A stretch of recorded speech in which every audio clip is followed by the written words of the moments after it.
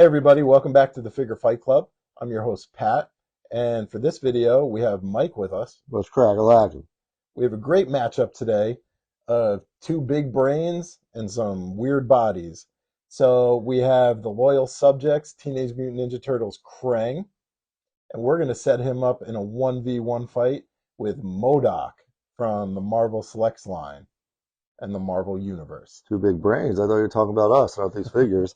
Which I know it's ironic that Krang is called a figure because you look at this body and he looks like an ass-shaped old dude. I could dust him in a 40-meter. I gotta be scared of this guy. Yeah, I don't think Shredder did his best work designing this one. Yeah, they might be so insecure around him, I guess. So he gave him a little bit of the belly jump. Shredder wasn't happy with his looks in the mirror, so he was like, I'm going to make Krang look a lot worse than me. Those are cool glasses, though. That definitely looks like a 50-year-old dad at the Little League field with those Oakleys on right there and the pitchfork on the forehead. His truck has a Salt Life picture, yeah, absolutely. a sticker in there. Yeah. So and then I think the M.O.D.O.K, it's an absolute awesome looking figure. Like it's really cool. So all right, it's M.O.D.O.K. What are you saying? No, there's M.O.D.O.K.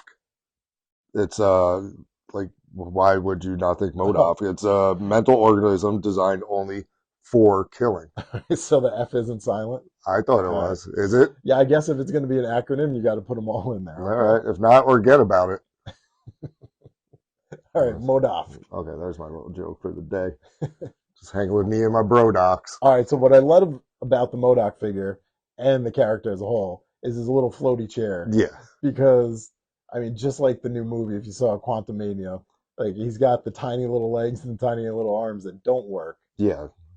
And so, can you tell us about how M.O.D.O.K. became this way? It's a little doomsday chair. So, he was created by AIM, right? And then, unfortunately, the creator took over. He was too powerful. Yeah, he was too smart. His intellect was through the roof, and it ended up turning against them. And he just devastated them, and then he came in control of AIM. Yeah, I guess you got to be careful who you hire. Yeah, pretty much. So, but yeah, it's hilarious. Like his little legs flapping around his little arms. But it's the same thing like how he doesn't even need them because, he has the psychic powers and all that. And then, you look at Krang and he has the arms and the body, but like how useful is that? I guess it's a little bit of super strength, but his big thing is that his fist can go flying. Yeah, so it's like, do they come back? Or like if he misses you, like is there... Yeah, now he doesn't have a hand? That's kind of a miss on this figure. He does come with alternate hands, but there's like no mechanism to make him shoot out. I did a little research on Krang, and I guess in one of the later episodes of the original Ninja Turtles cartoon, he did show like a little psychic ability, and then they just dropped it. Okay. Never again. Yeah, I guess they weren't feeling it. See, now, if Krang is driving around in the Technodrome, right? Yep. He could definitely... That might be, that might be a little, how quick can the Doomsday Chair get out of that? Like, how weaponized is the Technodrome? Is it 1990s cartoonish Ninja Turtles? And that's kind of what this figure looks like. Yeah, he's definitely on that line. Yeah, and I'm like, I don't know if we're bringing vehicles into it, because I wouldn't technically, he's part of his chair. Yeah, is M.O.D.O.K. a vehicle? He's like part of his chair, I feel. Could he get out of it? He couldn't walk out of it.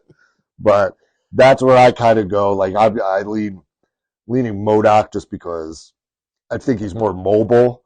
I think his power set is better. Krang is awesome. Like, I love the Ninja Turtles. I guess if Krang doesn't grab him, there's not much he can do. Krang's also getting beat up by 4 teenagers all the time, like him and Shredder. Like, so I'm a M.O.D.O.K. guy through and through on this one.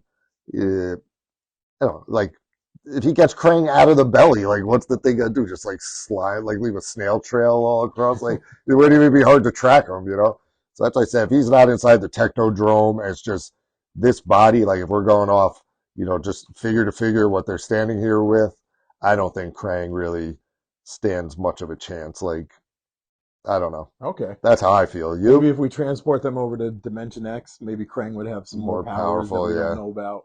I'm sure there's some like Ninja Turtle big fans out there that are going to be like, "Oh no, you're missing." That know more than us, yeah.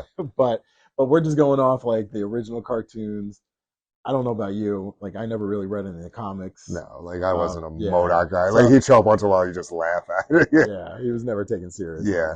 So yeah, he was always getting beat by everyone, but so was Krang. Yeah, I feel So like they're punching bags yeah, for when the main villains aren't around. yeah.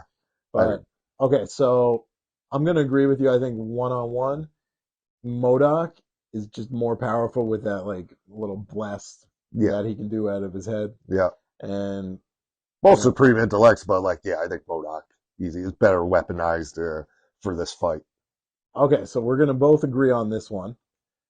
If you disagree or if you have some more information on what Krang could do and maybe to swing the fight the other way, let us know down in the comics. And now we're going to switch gears. I'm going to show off one of my new acquisitions. And we're going to first talk about the figure and then come up with some ideas of maybe who he could fight. So this is my newest from the G.I. Joe Classified line. I just got Sergeant Slaughter. Yeah, classic. So I did go back into A real person too. yeah, Not not a only real sergeant, I don't believe, but a real person. yeah, I think he might have been one of the first to Yeah, bleed into the GI Joe line of like real people. They had yeah. a couple football players. The Fridge Perry was in there. So you're almost like, because he'd be awesome against some WWE characters, but then he was in the WWE, well, WWF at the time.